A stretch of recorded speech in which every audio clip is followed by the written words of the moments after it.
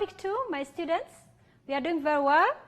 And it's about the vision, mission, and aims of education. As I said, we have already discussed this. And therefore, we are not going to be discussing this for a long time. We'll just have to move very fast. And as I talked to you and I said, when you talk about the vision, is this big dream. What is it that you want to achieve? It can be achieved in 10 years. Sometimes we keep on trying to see whether we can ever achieve it, and it can take even generations. The mission, I said, what is the unique thing about the existence of the institution? And which are these methods that are you using to attain your goals? Then we have talked about the aims, and we have talked, sometimes you find the aims are bigger than the goals. Yeah, so we have the aims, and sometimes I see people sometimes using interchangeably the goals and the aims, but it's good to know that the aims could be an umbrella of the goals. So the vision of education service provision is to have a globally competitive,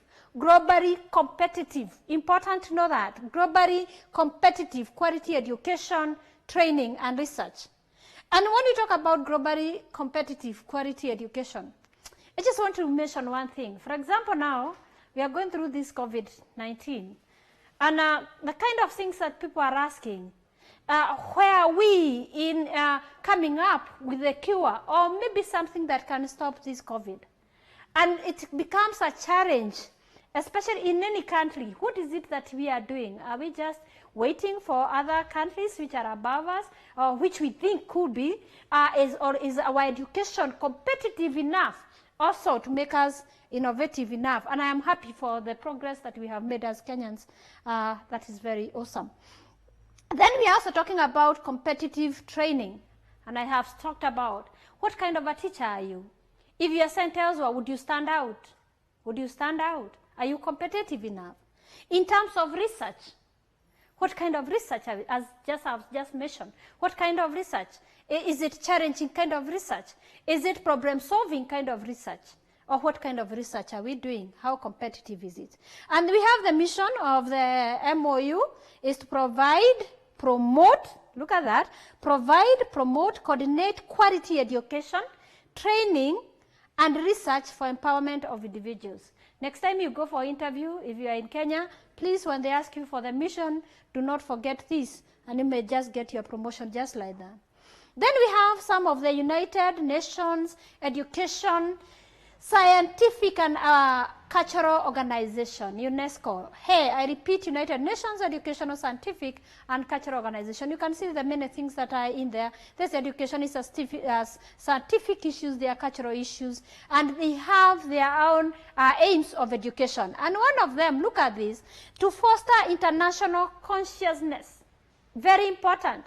Remember, because we have talked about, when you talk about the vision, we want to be globally competitive. You have to, and again, now the whole world has just become a small global village. And therefore, international consciousness is important so that we understand exactly how to relate with them in the spirit of one universal society. Yeah, we can agree. Look at this COVID-19. All over now, everybody, the whole world, we are all at the same place, and therefore that's why we are saying it is important for us to understand even how does our education actually relate to other countries. Then to improve standards. Wow, education is supposed to be a tool to improve standards of living in various countries of the world. So when we are offering this kind of education, that's why we say it's good. We just don't just concentrate on the cognitive domain of where we can define terms, of where we just have knowledge and we don't have the skills. But it is important just to understand that the education we give should actually improve the standards of living, that the students are able to execute a skill. And maybe I can differentiate a bit about this. I know I have a friend of mine, but now he has changed quite a lot. I am happy about this. And he teaches, he's very, he loves the knowledge about the environmental conservatism and management. But interestingly, what used to happen earlier, that this person would sometimes litter around. that maybe you are just driving and you see the window go down a bit and something is thrown out. You know, it would just sometimes call for somebody to just stop the vehicle and kindly ask the person to go and collect whatever has been thrown out of the window. What does that one mean? That sometimes you may have all the knowledge in the whole world, all the knowledge about a certain topic, but we don't have the skills for it, neither do we have the values. And that way, we may not even improve the skills. So solve continuing problems that affect humanity, that the education we offer should actually help in solving the problems that we have in terms of hunger, disease, unemployment, war, insecurity, name them. And this is why we are saying that the kind of education that we are offering should also take care of research. Goals and aims of education. I'm not going to talk this a lot. I hope by now you know there are 8. I'm just going to read through that: foster nationalism, patriotism, and promote national unity. The other one, promote socio-economic, technological, and industrial needs for national development. Promote individual development and self-fulfillment and self-actualization. Promote sound moral, ethical, and religious values. Promote social inequality and sense responsibility among the youth. I think should be social responsibility, not sense. Promote respect and development of Kenya's rich and varied culture. Promote international consciousness and foster positive attitudes towards other nations and their people. Promote positive attitudes towards good health and environmental protection. I have a task for you. The task I'm going to give you, and this one you should take it very, very seriously and start thinking about it very seriously. I'd like you to analyze the kind of education we are having in Kenya. And you just critically you analyze to what extent have we been able to achieve the goals of education. To what extent the kind of education we are giving to our students, to what extent would we say that we have been able to address the goals and the aims of education in Kenya? This one, you should actually give very good examples that actually illustrates the same. So that one is your assignment. I hope you get it and you take it seriously. Sorry. Then, in fact, there's also lesson 2 discussions, the activities. We have what is the teacher enthusiasm and what is the contribution in learners' education. Discuss the 8 goals in education in Kenya. Maybe just before I move on to the next slide, it is important, for example, as the assignment that I've given, because I don't also want to be accused of not communicating. When you look at the first one, we are saying the education we give should foster nationalism, patriotism.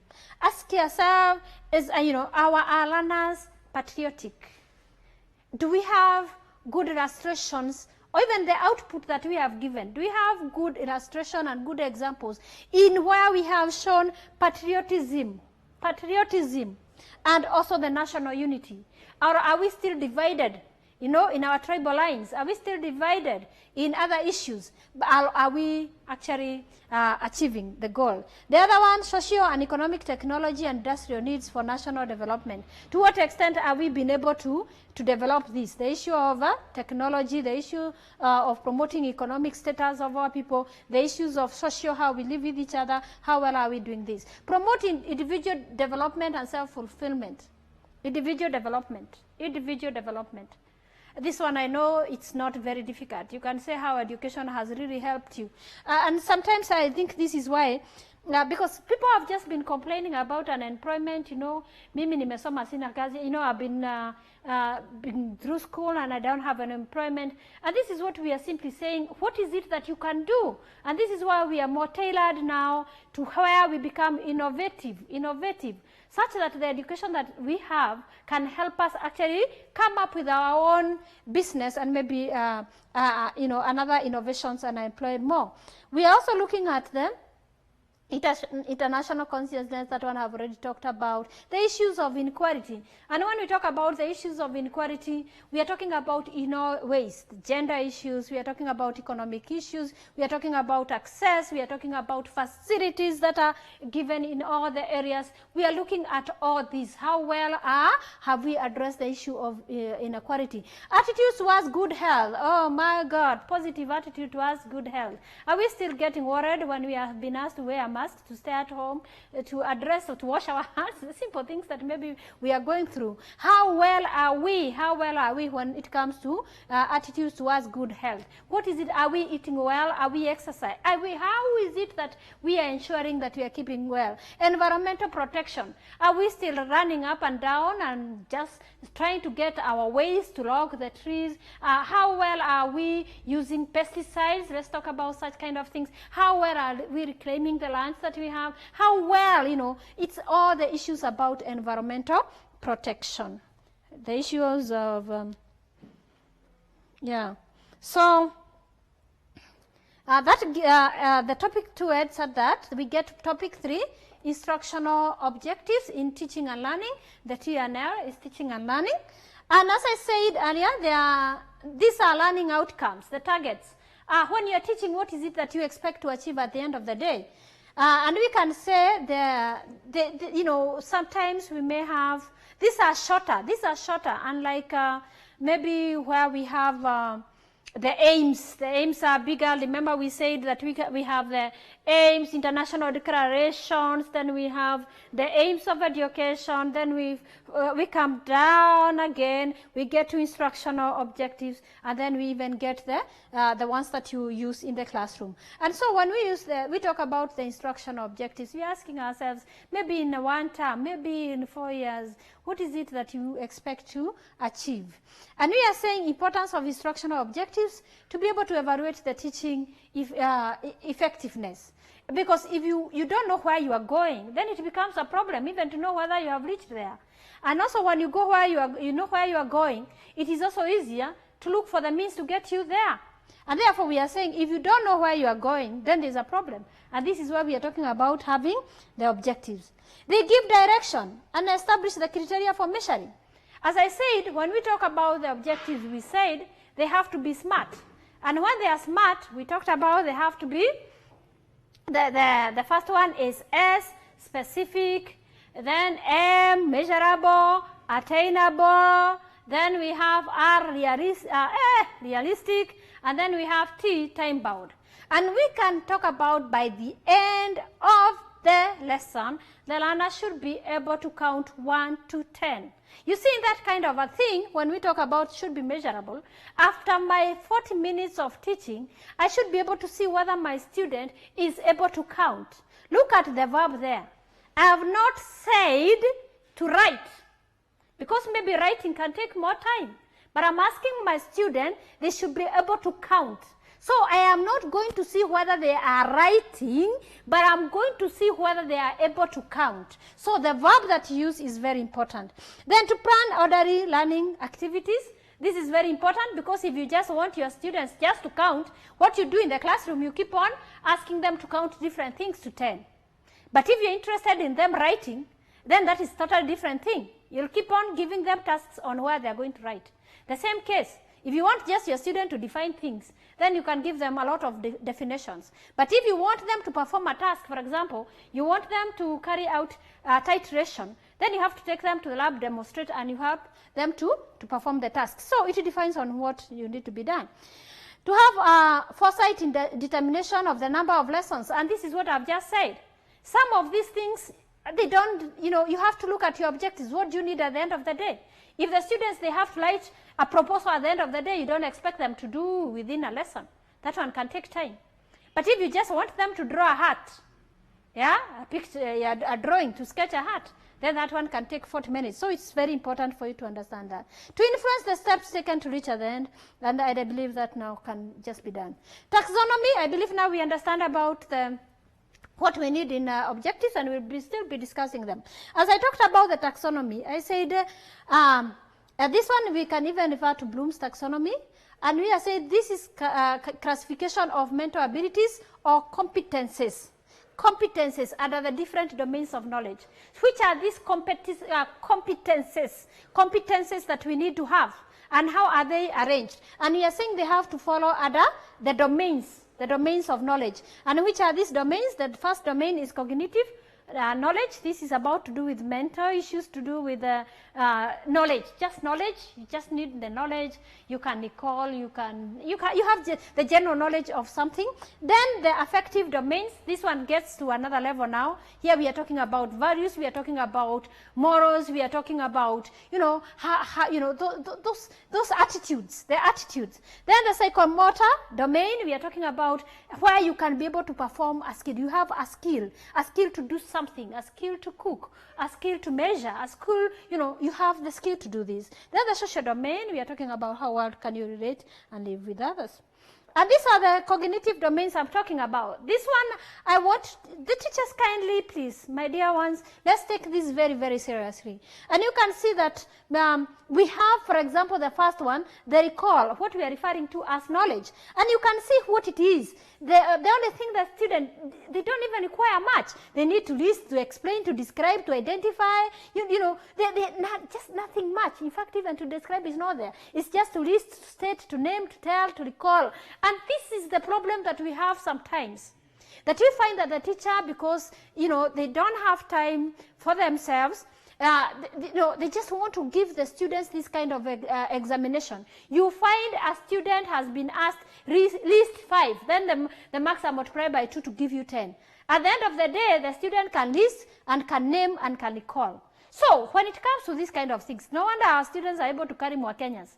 Because if you'll just be asked to name and to recall, that is easier, even to have a more Kenya with you. There's no challenging question about it. And they score all these high marks. And the parent and the kid are cheated to understand that they are doing very well in that. Yet, the only thing that they have been asked to do is to recall, which is supposed to be the lowest, and given maybe 2 marks or 1 mark. Then we move on to the next level of taxonomy, comprehension. You see now this one goes higher a bit, and it goes to explain, describe, identify, restate, classify. Now you're asking them to do something beyond just stating. That at least, and how, maybe there we can give 2 marks or so. At least we are going through beyond just the stating. Then application.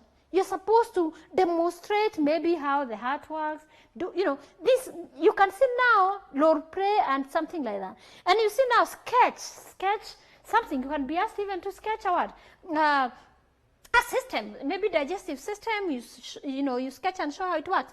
At least now the students can use the knowledge that they have, the comprehension, and now they are applying what they have learned. Analysis, then we go to synthesis and evaluation. By the time they are evaluating, they are justifying something, they are defending, they are choosing their way in which to get. Then we can easily say that this child is well educated. But again, if they cannot do all this, then what happens is that we go back to what we are saying, that the only thing that you have addressed is the cognitive. And that's why you go to some places and you find all the words the students have written, because they have not been taken to an area where they are supposed to apply the knowledge they have to synthesize or either to do the evaluation of what they have been taught. And this is actually what we have talked about, the effective domain. I don't want to go through all this. The most important thing that for you to understand about the effective domain is about the values, the morals, and we have also talked about the attitudes. Just like the example I gave, that you could have all the knowledge, but maybe how you relate, how you do things, people can say, this person has no morals. And we say the education is supposed to give those kind of things. Then we have the other ones, psychomotor. I'm not going to go through this, and I have said the psychomotor is when you are able actually to carry out a task. I have already talked about construction of the instructional objectives. And as I said, you can see we have the action words, we have the minimum acceptance and option. But most importantly for this, as I have said, just ensure that your objective is SMART. SMART is, as I have said, SMART, S standing for specific, M measurable, A attainable, R realistic, and also T time bound. And I gave a very good example. And we said that you are talking about a learner here, you want the learner to sketch a map of Kenya, By the end of the lesson, the learner should be able to sketch the map of Kenya. You are very specific that you are referring to the learner. You have the time, but you are time bound. It's very smart, I mean. And also you are talking about, when we also, we have said it's also measurable. It's very measurable because how are you going to measure it? Is the student able to sketch the map of Kenya? The end of topic 3, we move on to topic 4 quickly. This one I also talked about it, and I said this is the system approach of education. And I said you have interacted with many kind of system in biology, in mechanical system, in social systems, and we have many of them in natural systems. And I believe that even in education, we can also look at it as a system. And as I said, we have 2 types of systems. We have closed, where it's not influenced with what is going on out there. And there's also the open one, where it's so much influenced with what is going around. And when you look at the school, sometimes we can look at it as both open and closed. Even before I go to the components, both open and closed. And how does it become very closed? Closed in a way that the school can determine the time they want to have their meals, they can design their uniforms, they can come up with their own rules. You know, that's a bit closed, maybe it's not very much influenced. But again, it is very open, actually to the largest extent. A school is an open system. We have our students who come from outside, then we have, you know, our parents who come from outside. We have all that is happening around us also influences what happens in a school. And that's why I always believe that if a school has been there for 10 years, then I can confidently say the society is the school and the school is the society, because the kind of products we give it to that community, and this is also defines what the school is. So we are looking at a school as an open system. We have the as I talked about, that when we look at a system, maybe I'll find it later, if I don't, I'll go back to it. We have the components of a system, and we are saying, number 1, it has a goal. There are goals. At the end of the day, even a school, what is the goal that you expect to achieve? You are expecting to achieve that your students should be able to write, to comprehend, to have all the domains we talked about. They should be able to pass examination and so forth. They should be able all to do what we have said that from the objectives that you're supposed to achieve. There are elements. Elements could be so many. Elements could be in terms of even departments. You know, those small things that then when they come together, they form a whole. WHOLE. We have many elements. We have the administrative elements, we have the subjects elements, we have the classes elements, the different levels. We have, you know, there are so many things that are there, you know, that forms these elements. We have the harmony. The harmony is very, very important, that all these elements must work in harmony if you have to achieve the goal. For example, imagine this case, that you have woken up so early and you are going to school, only to find that there are buses in your compound, in the school compound, and you had a 7 o'clock class or an 8 o'clock class. Then you are just like, what is going on? Only to be told that the county matches are going to take place in your school. You can imagine how disorganized you can get. Also imagine a place where we don't have the timetable. Every person is just rushing in, You can imagine the confusion. Also, it is also good to understand even the different topics that you are teaching. There must be some harmony in them, including even different departments. The same case with the feedback. At the end of the day, you have to ask yourself, have I been able to achieve what I said I should be achieved? And when I talk about the feedback, you know, let's take this example. You have seen a school, 2 schools in the same location, having the same kind of feeder schools, the same socioeconomic status and all that. But you find one school has 1,000 students, another one is struggling with 200 students. What is it that normally happens? In most cases, it's because of the feedback, that what the society was expecting, they have not received. They were expecting students who are disciplined, but they find that from this school, the students are not disciplined, and therefore they find that they'd rather move their kids to another school. Then these ones I have already talked about. I just go very quickly through the characteristics of a system. And it exists in a hierarchy of relationships. I have talked about, for example, in a school from the administration all the way down, it has boundaries. And when I talk about boundaries, we can tell the boundaries between the administration to the teachers and so forth. You can also tell the boundaries between one subject to the other. You can tell the boundary between one department and another. In a university, you can tell the difference boundaries between one school and another. Then it has an environment where it takes place, of course. In a school, we have the inputs and those who act on them. Feedback, there is also growth.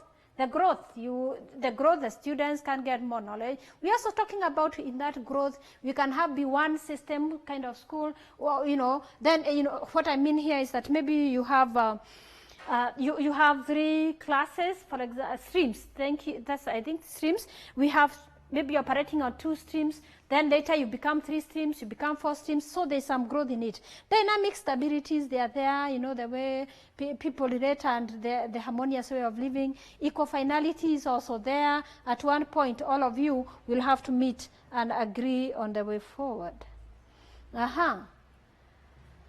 This is what I have just been explaining. What was the?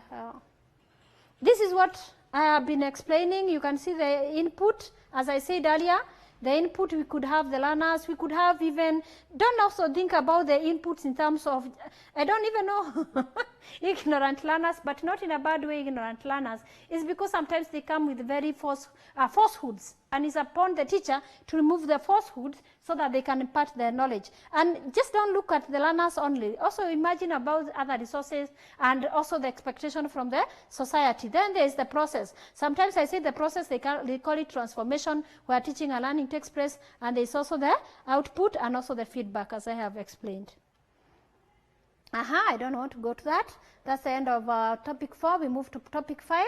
Instructional procedures and documents. As I said, there's a syllabus. Remember, we said this is a profession.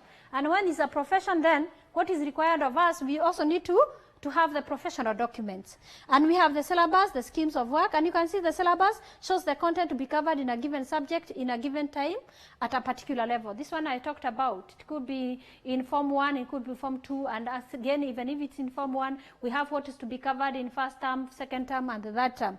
Then we have the schemes of work, a series of listing of topics to be taught in a course of a term. Can you see that? From the syllabus, we are getting the schemes of work, what is to be taught in a term. But look at the lesson plan. As I explained earlier, when you talk about a lesson, what is taking place either within 40 minutes or the time that your lesson is allocated.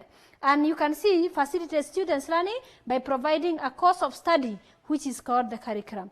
Okay, let me just quickly differentiate these two. I don't know whether they can go up a bit. Oops.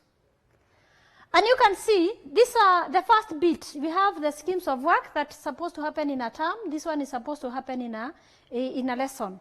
And we have some details down there. The first details, this one we call them administrative details.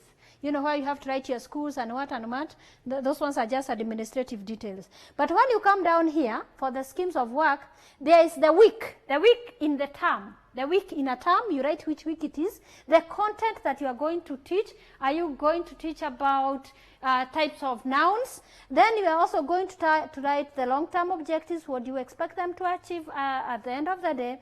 Then we have instructional objective at that particular lesson. What are they going to achieve? Learning activities, will the students be reading maybe a text and identifying the nouns or the adjectives that you are teaching? Resources, are you going to use textbooks? Are you going to use charts? Are you going to use the areas as I talked about?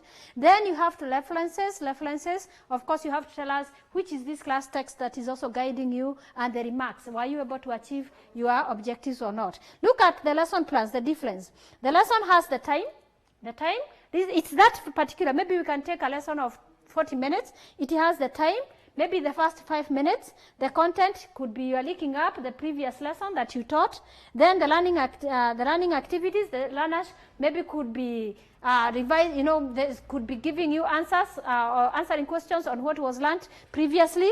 And then there are resources that you are going to use. Then maybe after the 5 minutes of the introduction, you can go to the body. What is it that you want to discuss that day? Maybe you want to talk about conjunctions. And in the conjunctions, you may want to talk about the meaning of conjunctions, the types of conjunctions, their uses in sentences. And so what do you expect the learning activities? Maybe they could be reading sentences and identifying these conjunctions. They could be constructing sentences by, they could be having a discussion and so forth. And then the last few minutes, you could be having a conclusion.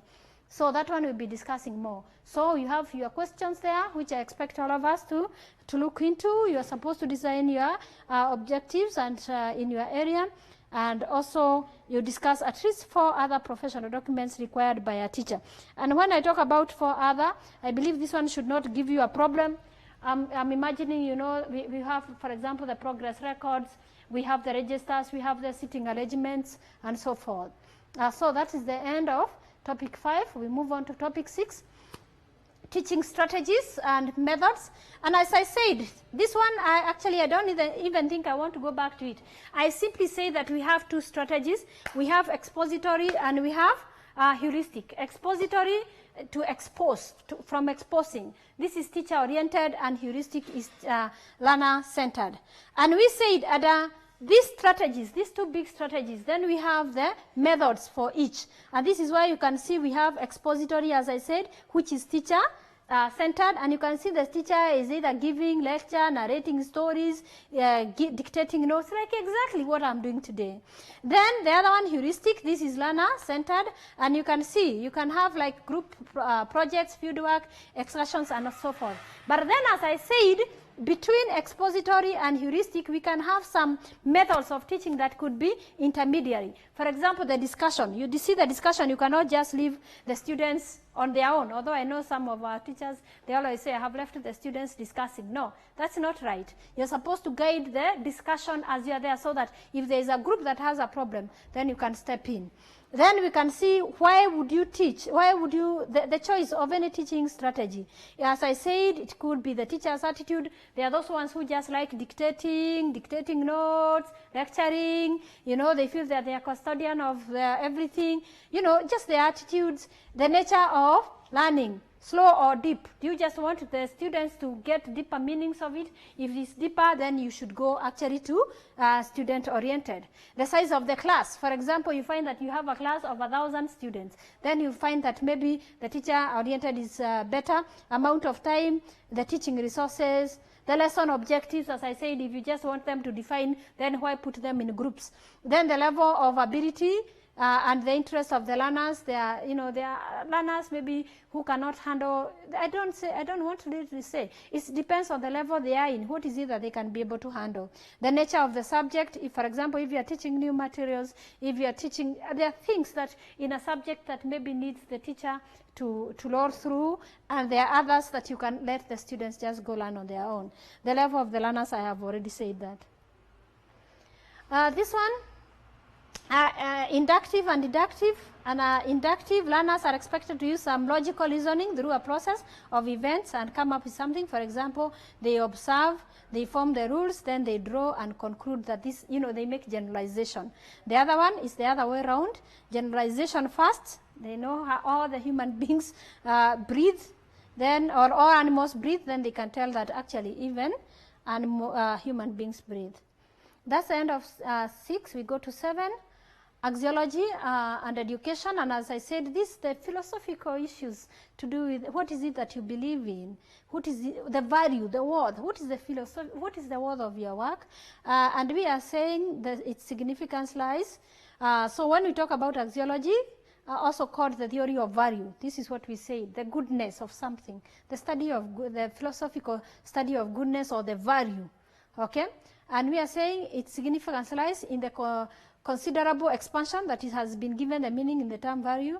You know, it's anyway, just instead of reading all this, it's just the value or how you see education. And we, as I said, we have to see that education or teaching as a profession. Teaching as a profession, just like any other profession. This is also a profession. And being a profession, I'm saying, is an occupation which performs a crucial social function.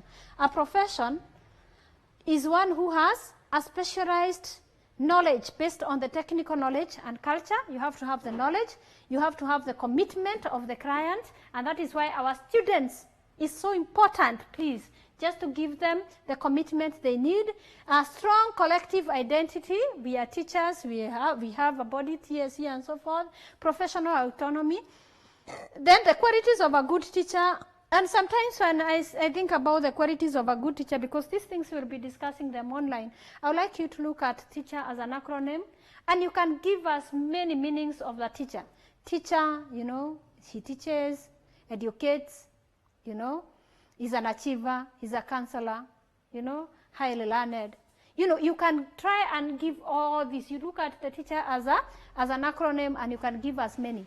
But anyway, what does the teacher do? He inspires the students, disseminates the knowledge and skills. You know, he's a model, as we said. He's an innovator, he's a creator, as we said. And I believe that we can still say more about that. That's the end of topic 7. We go to topic 8, and this is the teacher and the world of education, as I said. And when we talk about a teacher, as I said from the beginning, we have to think, what is a curriculum?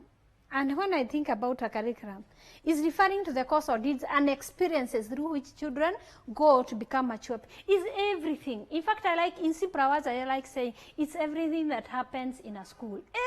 Everything that happens in a school.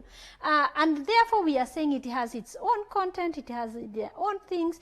And maybe to say the least is that when you're a teacher, you have to know, you have to have the knowledge, you have to understand the government policies, you have to understand the politics, you have, so that you don't get yourself in the wrong side of the government. For example, by now we know that corporal punishment is banned and has been replaced with guidance and so forth, guidance and counseling. So if you don't understand the policies, then what happens with you? There's also the expectations of, there's the Basic Education Act.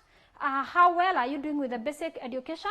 Do you understand what is in the Basic Education Act? And therefore, we are simply saying the role of a teacher in education includes knowledge manager, social agent, agent of change, and so forth.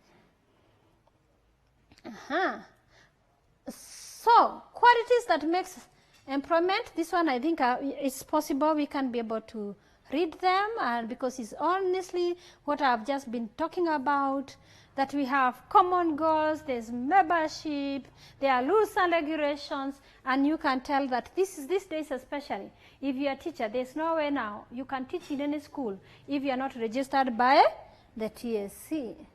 End of it. Theories of learning.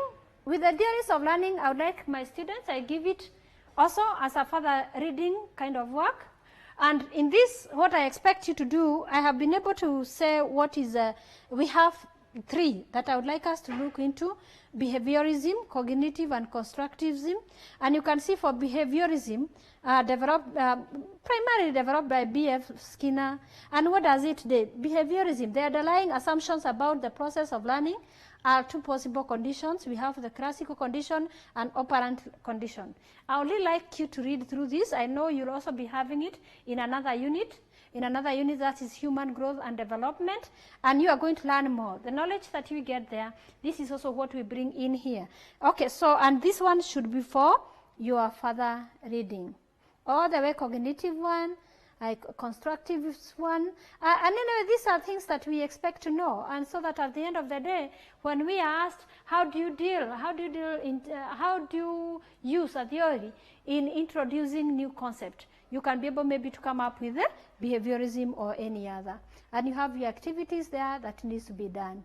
And that one, having discussed the other areas that we discussed about the classroom management, differentiations in our classroom and communication, those notes that we'll be able to interact online and see how well we can be able to do this. I'll be sending more and more materials online, and I think that is the end of our discussion, and I believe we are going to have a very good time the whole of the semester.